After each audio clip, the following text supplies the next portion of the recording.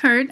Great idea here. I really like your concept, and your individual elements look really good so far. So my main suggestions are really about visual hierarchy and making this type stand out more.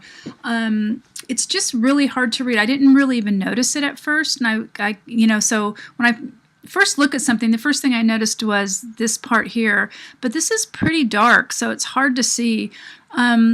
If I were to use this, I would simplify. I would use all the same color. I'd get rid of the this type here, the Kentucky, because it's just, this is really what stands out too, is this, and not so much this. So what I would suggest is getting rid of this and just making this readable.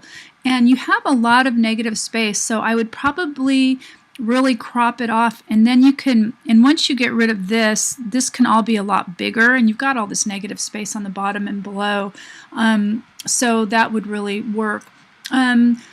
Usually too many colors is pretty typical, so I would probably really simplify, and also think about how you can tie this part with this part. Again, this is really dark on dark, so again, it's hard to hard to see. You don't need to center everything. Centering just doesn't, it creates more of a static appearance. So I would suggest having a look at some of these posters just that I already posted for ideas. And you could do something like a night sky, like something, let's see if I can find it. Something like this. And again, the gradient goes from this, the lighter to darker. And it usually looks a little bit more integrated than having the radial gradient. Gradients are so overused in Illustrator and Photoshop. I mean, they really work well when there's a purpose for them, but when there isn't, they just, and you can see the slight gradient here, but that's because there's a reason for it. So I would suggest looking at some of these, and, you could, you have so much text here. I would probably, if you're going to do this here, you could even put it at the top, and then I would put this as the tagline. I would just put it smaller and closer, but again, it's up to you. See, I love this part. I love the whole skyline, and I love the Six Flags, and I like the fireworks. I almost don't need all this other stuff. I mean, definitely add this someplace. You could even put it in here, but, or create some kind of water or something for the boat, just because I think it's too much. Or if you're going to use this, I would really minimize some of this other stuff. It's just a little bit complicated.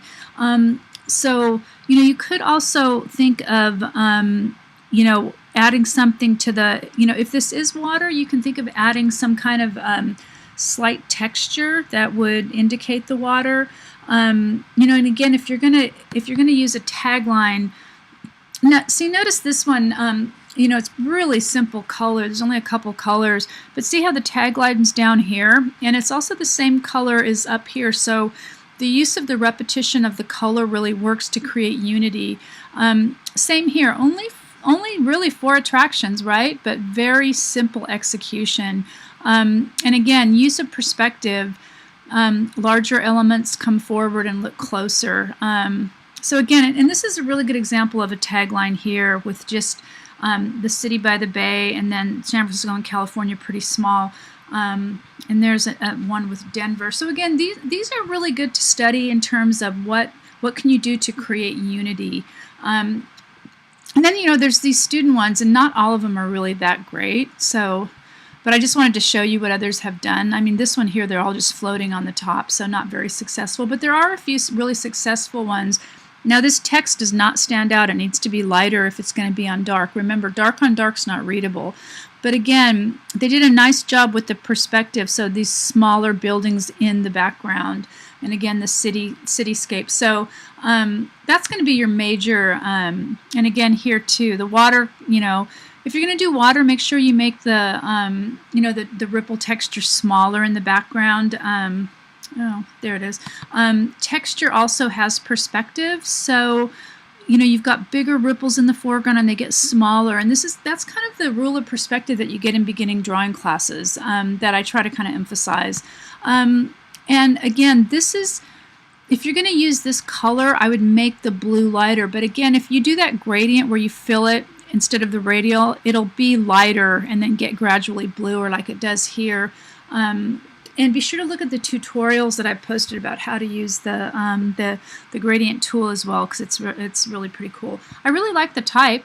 I mean, I like the font, but it just needs to be simplified. And again, if you've got dark on dark like this purple and this dark blue, you're not going to be able to read it. Same with this. It needs to be bright like this. So even if you made all of this type one color, it would come, it would stand out a lot more. And then you could probably keep it more the way it is, but I would definitely get rid of this. And I would probably if you're going to use this, I would use it a little bit different of a font. Okay, hope this helps.